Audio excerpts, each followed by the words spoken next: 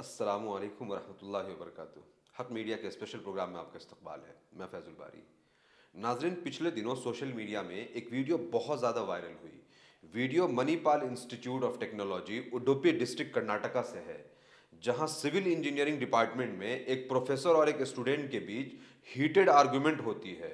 क्या ऐसी बहस और हीटेड आर्गुमेंट और इंसिडेंट हिंदुस्तान में पहले हो चुका है, या ये जो बहस हुई उसकी असल वजह क्या है, इन सब के पीछे की मेन रीजन क्या है, उसको डिस्कस करेंगे। उससे पहले आप ये वीडियो देखिए। Religion done in such a derogatory manner. No, you're just like my kid. No, if my father says that, I disown him. It's a funny thing. No, it's not, sir. It's not. 26/11 was not funny. Islamic terrorism is not funny. Being a Muslim in this country and facing all of this every day is not funny. Just like my son. No.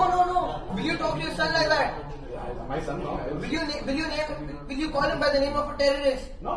Khalas. How can you call him like that? No problem. In front of so many people in a class. Sorry, I told you. You're a professional. You're teaching. Yeah, sorry, I told you. You can't call me that. So I told you. Right? Sir, sorry doesn't change how you think or how you portray yourself here. असल में professor ने उस student को कसाब कहा, आमिर अजमल कसाब, जिसको ताज hotel और Oberoi hotel पर attack करने के लिए फांसी हुई थी। इसी पर वो स्टूडेंट ऑफेंड हुआ और फिर उसने प्रोफेसर को अपोज किया। यहाँ आप गौर करिए कि थोड़े से बहस और आर्ग्यूमेंट के बाद प्रोफेसर ने सॉरी बोल दिया। मगर इंटरेस्टिंगली जब दिल्ली के एक लोकल जर्नलिस्ट ने उनसे इसके ऊपर पूछा तो प्रोफेसर रविंद्र नाथा ने कहा कि वो जरा डिस्टर्ब था और सिर्फ उससे ये पूछा कि कैसे हो, जिसको उसने कसाब सुन लिया और इसके वजह से वो काफी ज्यादा गुस्सा हो गया। हालांकि यूनिवर्सिटी मैनेजमेंट ने प्रोफेसर रविंद्र नाथा को फौरी तौर पर सस्पेंड करते हुए इस पूरे मामले के इन्वेस्टिगेशन का ऑर्डर इशू किया है। यहाँ एक बहुत ही इंटरेस्टिंग चीज आप गौर करिए। प्रोफेसर साहब ये कहते हैं कि उन्होंने स्टूडेंट से कहा कि कैसे हो, स्टूडेंट ने गलत सुना कि कसाब, जिसकी वजह से वो भड़क गया, लेकिन उन्होंने बाद में सॉरी बोल दिया। इस पर एक ट्विटर यूजर हंसते हुए यानी मुस्कुराते हुए ये पूछते हैं, but why was professor apologising for saying कैसे हो? क्या ये महज एक गलती थी या लफ्जों के गलत सुन लिए जाने की वजह से एक मिसअंडरस्टैंडिंग हुई? अगर आप उस वायरल ट्वीट के ऊपर और यूजर्स के रिएक्शन को देखेंगे तो आप ये महसूस करेंगे कि ये एक गलती नहीं है, बल्कि इंटेंशनली एक खास कम्युनिटी को हमेशा से ह्यूमिलिएट किया जाता रहा है।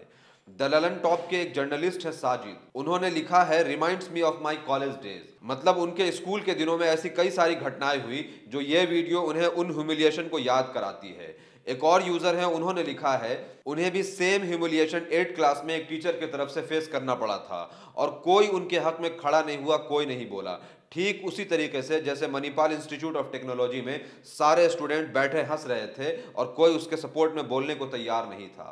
एक दूसरे यूजर लिखते हैं कि quite normal for us facing multiple times in my college at least for 10 different individuals. मतलब ये कि ये मुसलमानों के लिए बहुत कॉमन है और उन्हें तो कम से कम 10 अलग अलग लोगों ने इस तरीके से ह्यूमिलिएट किया है। एक और ट्विटर यूजर है, उन्होंने लिखा है कि उन्हें न सिर्फ स्टूडेंट बल्कि उनके कलीग्स और उनके एक स्टूडेंट भी इसी तरीके से ह्यूमिलिएट करते थे। एक हिंदू ट्विटर यूजर है, उन्होंने लिखा है कि ये हमारे डे टू डे लाइफ में बहुत नॉर्मल हो गया है और अब सिर्फ सीनियर्स नहीं बल्कि बूढ़े लोग जो ज़ईफ हैं, जो ओल्ड ब्रिगेड्स हैं, वो भी इस तरह की हरकतें करते हैं और इस तरह का टोंट कर रहे होते हैं। सवाल यह है कि इसके लिए कौन जिम्मेदार है? आखिर ऐसा कैसे पॉसिबल हो गया कि जिन लोगों के साथ आप बचपन से उठते बैठते आए थे, बॉलीवुड, क्रिकेट, पॉलिटिक्स में, स्कूल में, मार्केट में, आप उन लोगों को देखते आए, आपके आस पड़ोस में, आपके मोहल्ले में रह रहे थे, फिर उसके बाद उन लोगों को आपने अचानक से टेररिस्ट समझना शुरू कर दिया।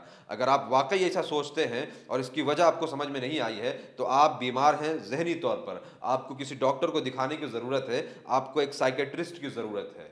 यहाँ मैं यह ज़रूर कहूँगा कि चंद एक लोग मुस्लिम सोसाइटी में ऐसे क्राइम और टेरर एक्टिविटी में इन्वॉल्व हुए हैं जिन्हें सज़ा भी हुई है, मगर ऐसे लाखों बेकसूर लोग हैं जो जेलों के अंदर 10 साल, 15 साल, 20 साल जेल में रहने के बाद बाइज्जत रहा हुए, मगर मीडिया ने उनकी जो सफरिंग है, उन्होंने जो जेल में अपनी ज़िंदगी बर्बाद की है, जो बेकसूर थे और जेलों में बर्बाद कर दिए गए उनकी ज़िंदगी को, उसके ऊपर मीडिया कभी सही से बात नहीं करेगी, उनकी स्टोरीज़ को नहीं दिखाएगी, सिर्फ इसलिए कि एक फेक नैरेटिव बन जाए और एक सेट हो जाए ताकि मुसलमानों को ह्यूमिलिएट किया जा सके और उनकी ज़िंदगी मुश्किल की जा सके और उनको हाशिए पर ला करके खड़ा कर दिया जाए।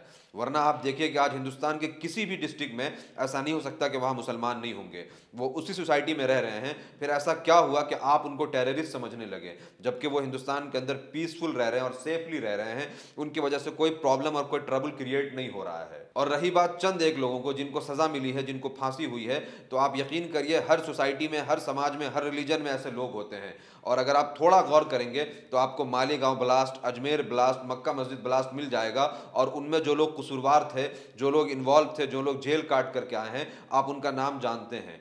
तो इस तरीके से एक पूरे नेक्सस के जरिए मीडिया इसको नॉर्मलाइज करती है और फिर पूरे एक कम्युनिटी को टारगेट किया जाता है, टॉर्चर किया जाता है। तो ये बहुत ज़रूरी है कि इसके ऊपर बात की जाए, लोगों को अवेयर किया जाए।